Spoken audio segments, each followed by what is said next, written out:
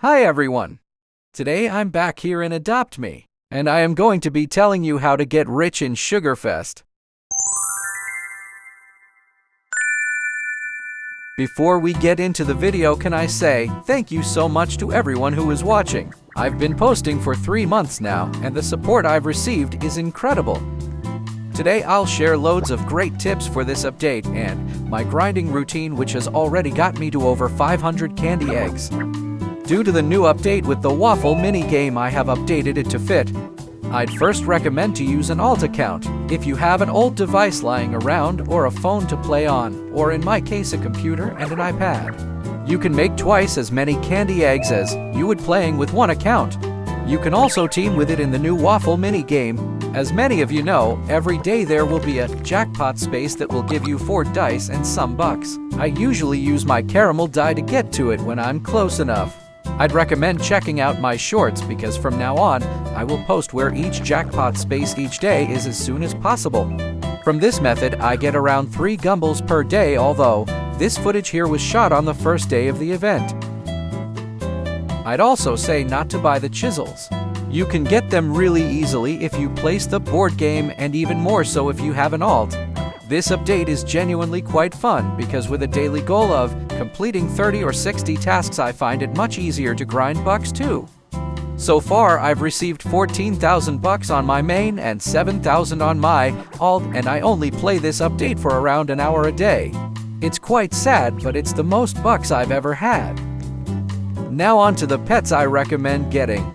I really do recommend getting the candy corn. It has quite high value currently and hasn't suffered many major drops like the Arctic Dusk Dragon. I do think it's quite cute too. Another pet I think will have quite a lot of value after Sugarfest is over is the Mochi Meow. It's slightly expensive with 125,000 for one of them, and it's a cat which tend to hold quite high demand. I'd advise to get it in neon or mega form though, as these are usually the most sought after. Take the Christmas Spirit for example, a legendary pet in the 2.0.5 Christmas update that ended up with next to no demand. By itself, not a great lot of people want it, but in mega form it has some value. I don't think the Mochi Meow will end up the same way due to its being a cute cat, but that's why I'd say to get it in neon or mega. Bear in mind that a lot of the pets that people really like or hype up don't usually turn out to be exotic or high tier, like the Aberdeen Angus cattle. At the same time, if you stray too far from the trends, you'll often wind up with hard to trade or unwanted pets. It's very hard to work out. However, what I try to do is grind up as much currency as I can and then try and buy as many things as I can, due to this update being a lot harder and less profitable than previous ones. It's sometimes harder to stay motivated. To counter this, I like to multitask. I sometimes grind with friends or put on a show or watch YouTube whilst I'm playing. I usually put on split screen so I can do this, but generally, there's a lot to do between tasks and the river and the waffle minigame that you don't really get bored a whole lot. Daily, I spend around an hour grinding just until I get all my dice on both my main and my alt account. I'm not sure how many candy eggs I get, but it isn't a lot. Over the past few days, I've managed to get 500,000 candy eggs from this method. All I do is start off with finishing up any tasks in the morning. Then I do the waffle mini game, which, by the way, should give you a lot more candy eggs. Afterwards, I do the day tasks, and then river, which runs into the night. A tip for doing the river, which I find so much easier, is using a vehicle. If you have an in-you hotbar and then equip it, you can be immune to the crocs. This way is much quicker, but make sure you use a vehicle like the hover car or hovertable which floats on water, so that it actually works. If you don't have any of these vehicles, I'd recommend using my method and doing the river at night. The crocodiles sleep then, so it will be easier to complete the course. Afterwards, I do the night tasks and then the cycle goes on.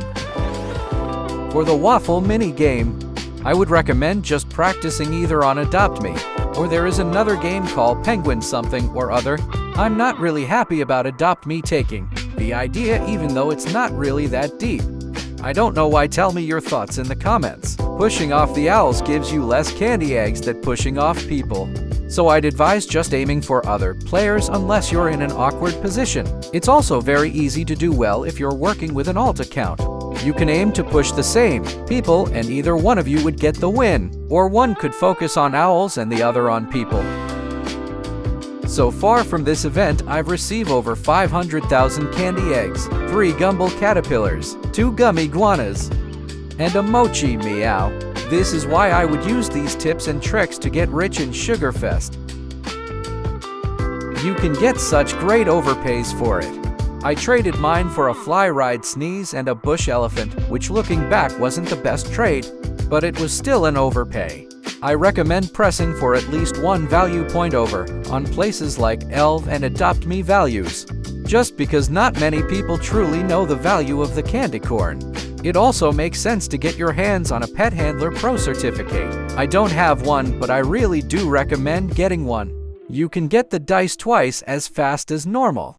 And if you have an alt account with it too, you can both get the dice in twice the time. And if you play for the same amount of time, you'll get even more candy eggs and a lot more bucks. Furthermore, it's just a good thing to have in the long run.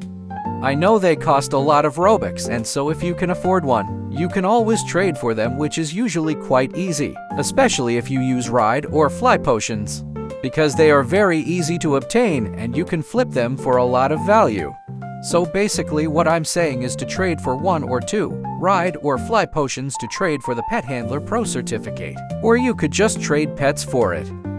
Finally, one of the most unique ways to get rich: using old Easter or spring pets. Most rich players already have many of the new pets from Sugarfest, and many of the old pets have been forgotten about slightly in the hype. If you manage to get your hands on some of these pets from, say, Easter pets from 2 years ago and further, you may be able to trade them for new pet or just for good offers. Anyways, that's about for today, I think. To finish off, I'm going to make a neon bunny swirl.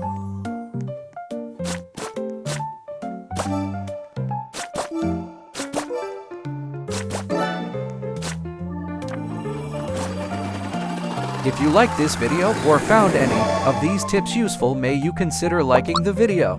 Thank you so much for watching. Also, make sure to comment if there are any tips that I've missed. Remember to check out my shorts to see where the jackpot is each day. Anyways, that's all from me. Goodbye.